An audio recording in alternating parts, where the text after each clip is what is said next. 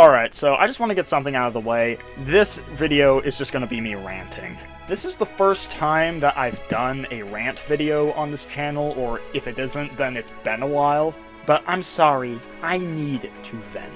Something I really need to ask is, what the fuck is going on at 343? I'm sure most of y'all are aware, but 343 recently canceled split-screen co-op for Halo Infinite's campaign. And this pissed me off, because I was looking forward to being able to play split-screen co-op with my brother. And guess what? Now I fucking can't. Apparently they want to reallocate resources to other places. Like, why? How are you lacking in resources? Like, is Microsoft holding a chainsaw to your nutsack or something? I don't fucking know. But I want to ask, where are these resources going? Because quite obviously, it's not going towards making new maps, because so far, we've only had 2 new maps since the game launched almost a year ago, and currently, we only have 2 more maps in the pipeline. What? I don't know about you, but I like a little more live service with my live service. Is it going to fixing desync?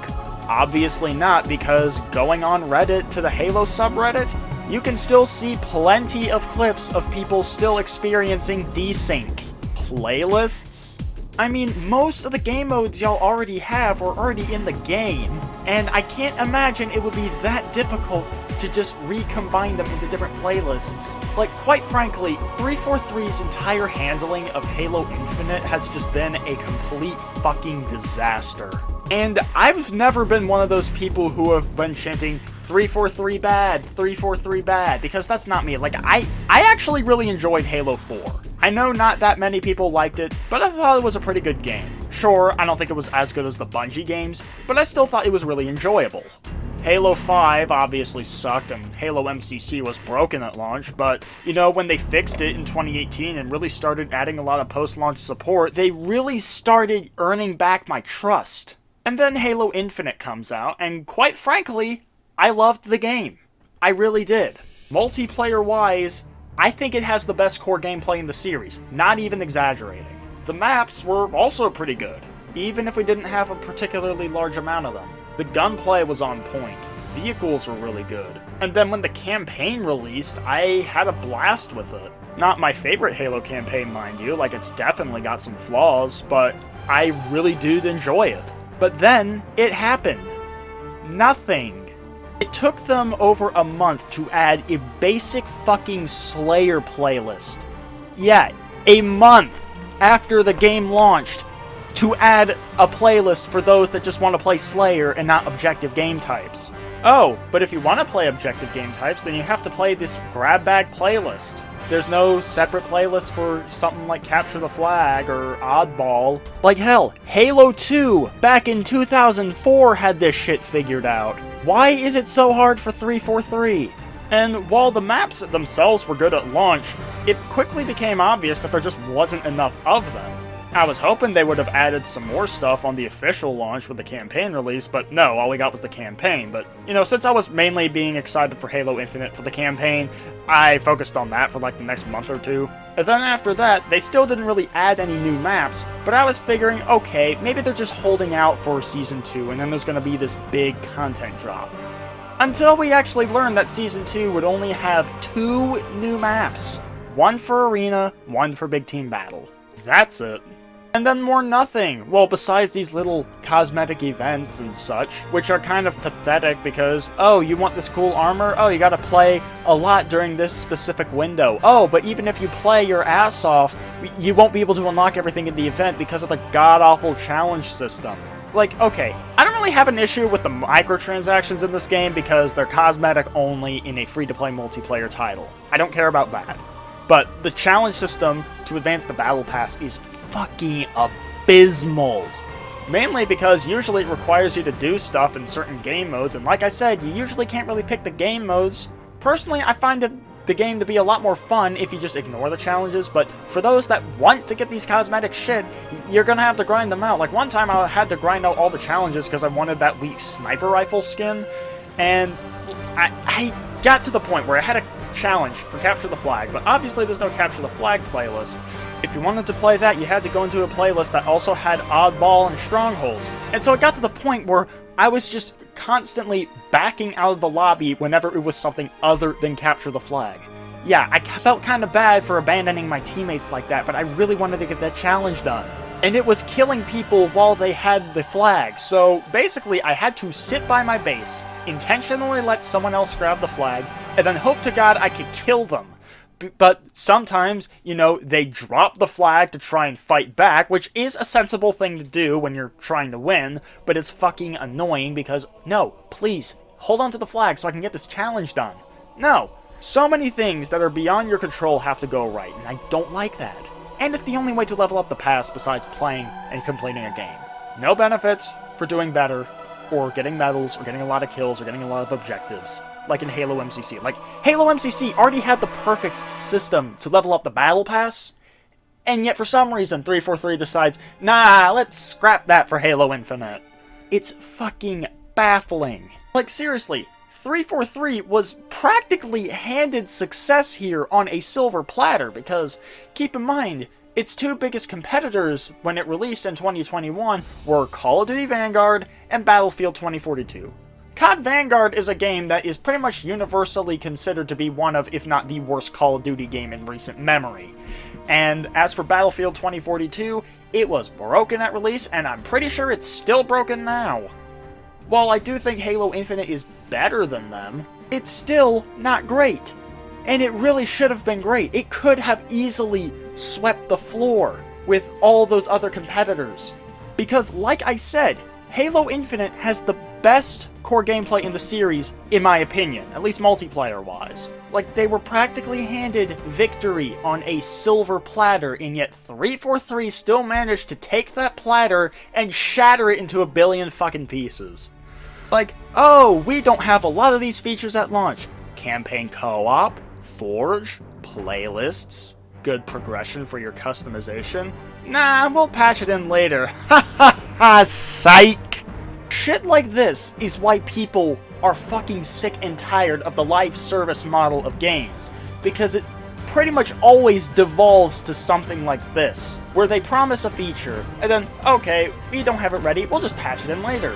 And then it either takes them fucking forever, or they never get to it, or when they do get to it, it's in like this half-ass state capacity. I mean, from what we've seen of Forge, at least that looks pretty good, and that's like the one thing that's left that I'm excited for Halo Infinite. But pretty much everything else, like, yeah, having online campaign co-op, yeah, that's cool that we'll finally have that soon.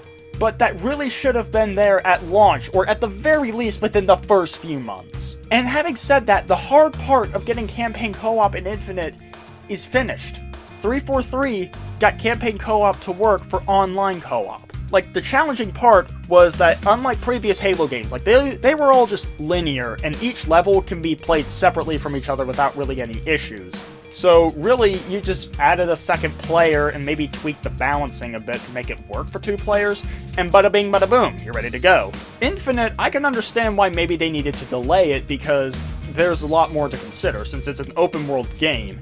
It's not a confined linear environment, so obviously having two players going far away from each other would probably be an issue in terms of loading everything. Additionally, figuring out how to do dropping in and dropping out of co-op would also have been kind of tricky to figure out, considering that there's an overarching progression system. Like, how do you reconcile which side objectives you've done and which you haven't? How do you reconcile which upgrades you have? Should each player be able to upgrade separately, or should they be shared? You know, shit like that. Because if you've ever played something like Far Cry 5, which I have with my brother, if you played that in co-op, then you know just how abysmal that progression system is, where only the host actually unlocks shit when you progress forward, and the second player is just stuck with the stuff you have at the beginning of the game, unless you go into your own single-player save file and advance yourself. And 343 managed to figure out a system that seems to work pretty well. At least, I think it'll work pretty well. I haven't played it myself. Well, besides killing a random player when they get too far, I'm not sure why they couldn't just teleport, but I mean, that's one fucking thing. So, they did the majority the bulk of the design work for getting that to work. So literally all they needed to do is take what worked in fucking online co-op and then just make it split screen. That's literally all they needed to fucking do. But no. Apparently, that is beyond their capability. And keep in mind, this was after the statement that they put out after Halo 5 didn't have campaign co-op, saying, oh, okay, we learned from our mistakes in Halo 5. Every future Halo campaign, at least in the mainline FPS series, will have split-screen co-op. Well, glad to see that promise lasted a grand total of 0 games. And at first I'm like, okay, this is a cross-gen game, so maybe the issue is the Xbox One can't handle split-screen co-op, because apparently the game doesn't run all that well on Xbox One as is, not to mention it's an open-world title, so having split-screen there would probably kill the performance.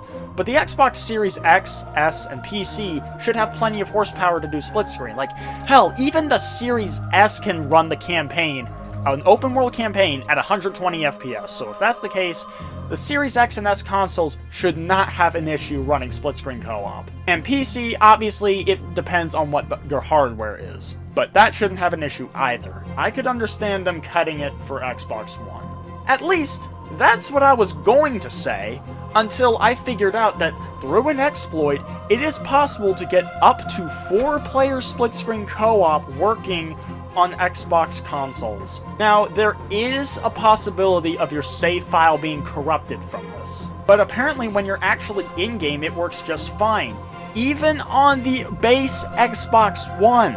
Like, in the description, I'm gonna link you to a guy named Katsuya the Fuck on Twitter, who has plenty of clips showing Halo Infinite's campaign running in split screen on the base Xbox One at surprisingly good levels of performance. I'd put the clips here, but YouTube's probably gonna bit crush them anyway, so go check him out.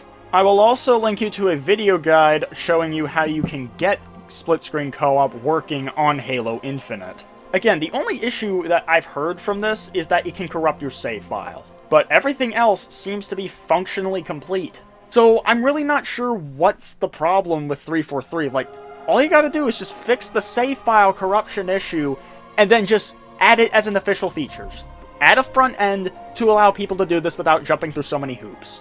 Is that really so fucking hard for a AAA studio who's not really developing content on other fronts besides maybe Forge? Like, that's the only explanation I can think of, is that they're pouring literally everything they have into Forge. Because I cannot see where the effort is going to any other area of the game.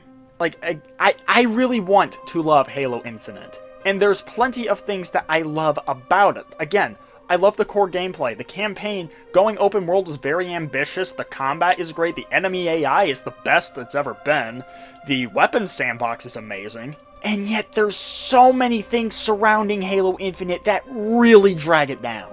Seriously, 343, Microsoft, whoever is in charge, just get your fucking shit together. Holy fuck. Alright, rant over. I'm gonna go grab some, I don't know, something to eat. I had a kinda long day at work.